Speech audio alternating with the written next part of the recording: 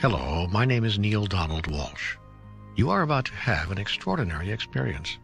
You're about to hear a conversation with God. Yes, I know that's not possible. You probably think or have been taught that's not possible. One can talk to God, sure, but not with God. I mean, God's not going to talk back, right? At least not in the form of a regular, everyday kind of conversation. Well, that's what I thought, too. Then this experience happened to me. I mean that literally. I mean the experience happened to me. The words you're about to hear were not written by me. They happened to me, and as you listen, the same experience will happen to you, for we are all led to the truth for which we are ready. God, it turns out, talks to everybody, the good and the bad, the saint and the scoundrel, and certainly all of us in between. Take you, for instance. God has come to you in many ways in your life. This is just another one of them. How many times have you heard the old axiom, when the student is ready, the teacher will appear? In the spring of 1992, it was around Easter, as I recall, an extraordinary phenomenon occurred in my life. God began talking with you through me. Let me explain. I was very unhappy during that period, personally, professionally, and emotionally, and my life was feeling like a failure on all levels. And as I'd been in the habit for years of writing my thoughts down in letters, which, by the way, I usually never delivered, I picked up my trusty yellow legal pad and began pouring out my feelings. But this time, rather than another letter to another person I imagined to be victimizing me, I thought I'd go straight to the source, straight to the greatest victimizer of them all. I decided to write a letter to God. It was a spiteful, passionate letter, full of confusion, contortions, and condemnations, and a pile of angry questions. Why wasn't my life working? What would it take to get it to work? Why could I not find happiness in relationship? Was the experience of adequate money going to elude me forever? And finally, and most emphatically, what had I done to deserve a life of such continuing struggle?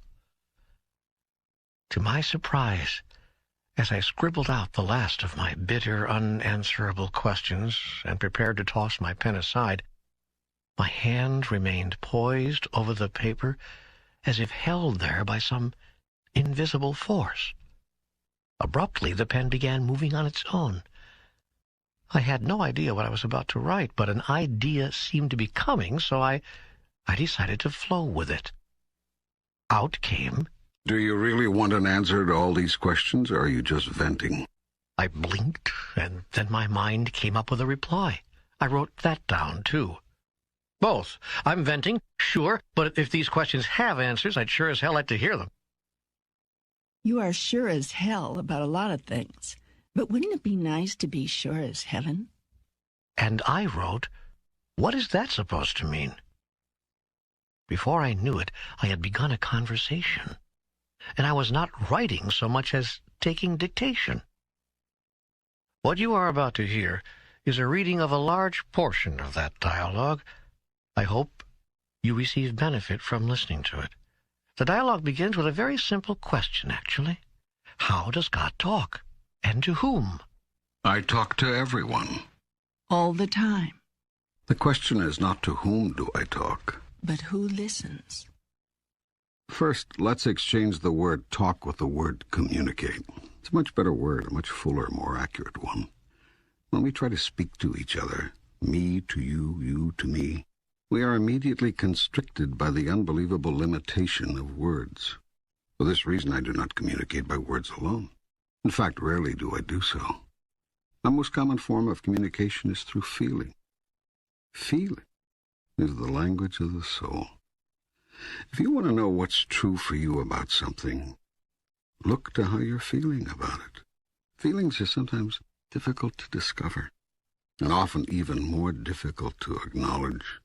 Yet hidden in your deepest feelings is your highest truth.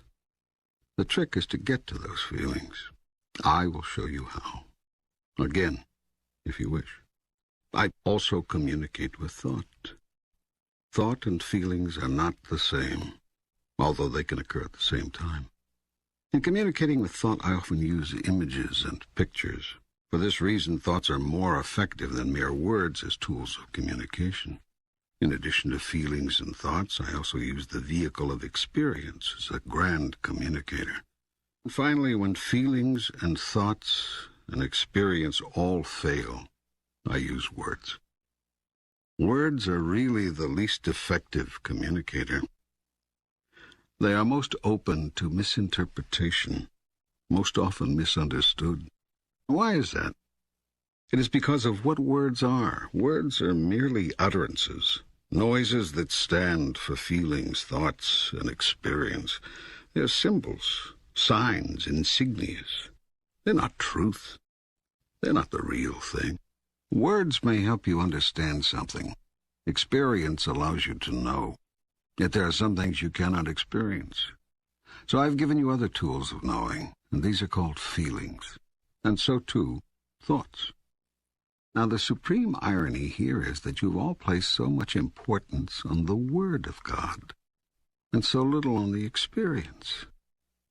In fact, you place so little value on experience that when what you experience of God differs from what you've heard of God, you automatically discard the experience and own the words, when it should be just the other way around. Your experience and your feelings about a thing represent what you factually and intuitively know about that thing. Words can only seek to symbolize what you know, and can often confuse what you know. These, then, are the tools with which I communicate. Yet they are not the methods. For not all feelings, not all thoughts, not all experience, and not all words are from me. Many words have been uttered by others in my name. Many thoughts and many feelings have been sponsored by causes not of my direct creation. Many experiences result from these. The challenge is one of discernment. The difficulty is knowing the difference between messages from God and data from other sources. Discrimination is a simple matter with the application of a basic rule. Mine is always your highest thought, your clearest word, your grandest feeling. Anything less is from another source. Now the task of differentiation becomes easy, for it should not be difficult even for the beginning student to identify the highest, the clearest, and the grandest. Yet will I give you these guidelines. The highest thought is always that thought which contains joy. The clearest words are those words which contain truth. The grandest feeling is that feeling which you call love. Joy, truth, love. These three are interchangeable, and one always leads to the other. It matters not in which order they are placed. Having with these guidelines determined which messages are mine and which have come from another source, the only question remaining is whether my messages will be heeded. Most of my messages are not.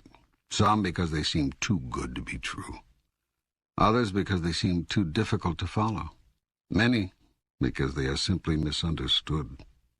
Most because they are not received.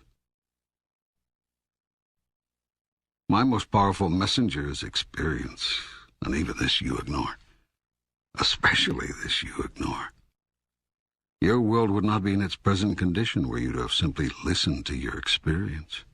The result of your not listening to your experience is that you keep reliving it over and over again. For my purpose will not be thwarted, nor my will be ignored. You will get the message, sooner or later. I will not force you to, however. I will never coerce you. For I have given you a free will, the power to do as you choose. And I will never take that away from you, ever. And so I will continue sending you the same messages over and over again, throughout the millennia, and to whatever corner of the universe you occupy.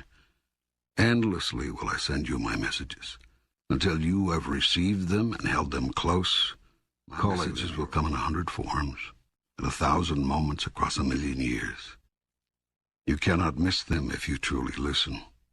You cannot ignore them once truly heard. Thus will our communication begin in earnest. For in the past, you have only talked to me. praying to me, interceding with me, beseeching me. Yet now can I talk back to you, even as I'm doing here.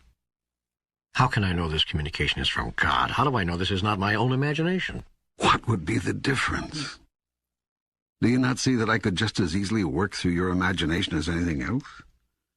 I will bring you the exact right thoughts, words, or feelings at any given moment, suited precisely to the purpose at hand, using one device or several. You will know these words are from me because you, of your own accord, have never spoken so clearly. Had you already spoken so clearly on these questions, you would not be asking them. To whom does God communicate? Are there special people? Are there special times? All people are special, and all moments are golden.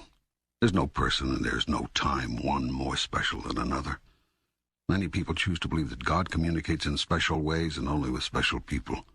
This removes the mass of the people from responsibility for hearing my message, much less receiving it, which is another matter, and allows them to take someone else's word for everything. You don't have to listen to me, for you've already decided that others have heard from me on every subject, and you have them to listen to. By listening to what other people think they heard me say, you don't have to think at all. This is the biggest reason for most people turning from my messages on a personal level. If you acknowledge that you are receiving my messages directly, then you are responsible for interpreting them. It is far safer and much easier to accept the interpretation of others, even others who have lived 2,000 years ago, than seek to interpret the message you may very well be receiving in this moment now. Yet I invite you to a new form of communication with God, a two-way communication.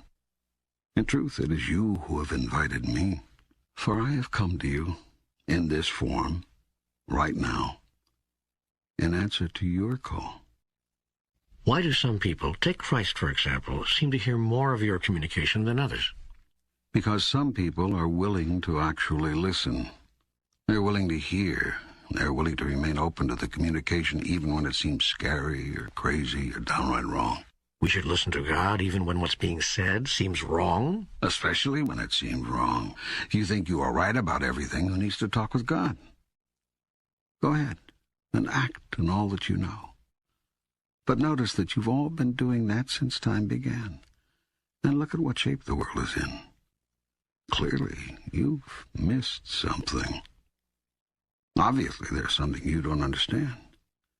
That which you do understand must seem right to you, because right is a term you use to designate something with which you agree. What you've missed will, therefore, appear at first to be wrong.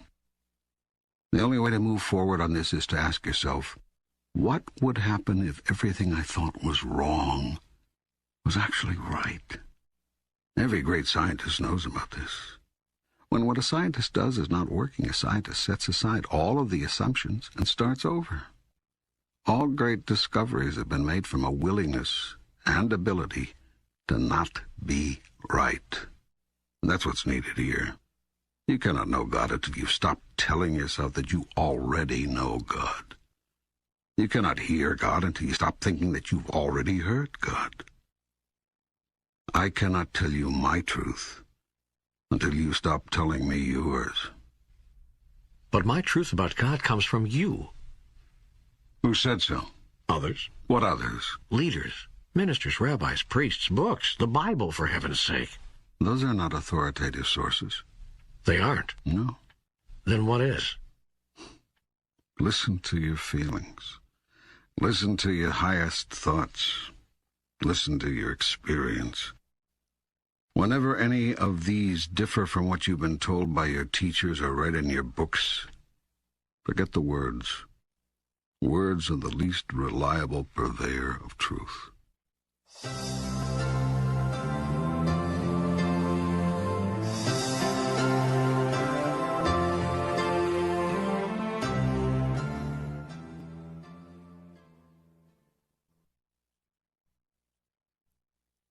There is so much I want to say to you, so much I want to ask. I don't know where to begin. For instance, why is it that you do not reveal yourself? If there really is a God, and you're it, why do you not reveal yourself in a way we can all understand? I have done so over and over. I'm doing so again right now. No, I mean by a method of revelation that is incontrovertible, that cannot be denied. Such as? Such as appearing right now before my eyes. I am doing so right now. Where? Everywhere you look. No, I mean in an incontrovertible way. What way would that be? In what form or shape would you have me appear? In the form or shape you actually have. That would be impossible, for I have no form or shape you understand. I could adopt a form or shape that you could understand, but then everyone would assume that what they have seen is the one and only form and shape of God, rather than a form or shape of God, one of many. People believe I am what they see me as, rather than what they do not see. But I am the great unseen, not what I cause myself to be in any particular moment. In a sense, I am what I am not. It is from the am-notness that I come, and to it I always return. Yet when I come in one particular form or another, a form in which I think people can understand me, people assign me that form forevermore. And should I come in any other form to any other people, the first say I did not appear to the second, because I did not look to the second as I did to the first, nor say the same things. So how could it have been me? You see, then, it matters not in what form or in what manner I reveal myself. Whatever manner I choose and whatever form I take, none will be incontrovertible. But if you did something that would evidence the truth of who you are, beyond doubt or question, there are still those who would say it is of the devil, or simply someone's imagination, or any cause other than me. If I revealed myself as God Almighty, King of heaven and earth, and moved mountains to prove it, there are those who would say, it must have been Satan. And such is as it should be. For God does not reveal God's self to God's self from or through outward observation, but through inward experience. And when inward experience has revealed God's self, outward observation is not necessary. And if outward observation is necessary, inward experience is not possible. If then revelation is requested, it cannot be had. For the act of asking is a statement that it is not there, that nothing of God is now being revealed. Such a statement produces the experience. For your thought about something is creative, and your word is productive, and your thought and your word together are magnificently effective in giving birth to your reality. Therefore shall you experience that God is not now revealed, for if God were, you would not ask God to be. Does that mean I cannot ask for anything I want? Are you saying that praying for something actually pushes it away from us? This is a question which has been asked through the ages, and has been answered whenever it has been asked. Yet you have not heard the answer, or will not believe it. The question is answered again in today's terms and today's language, thusly. You will not have that for which you ask, nor can you have anything you want. This is because your very request is a statement of lack.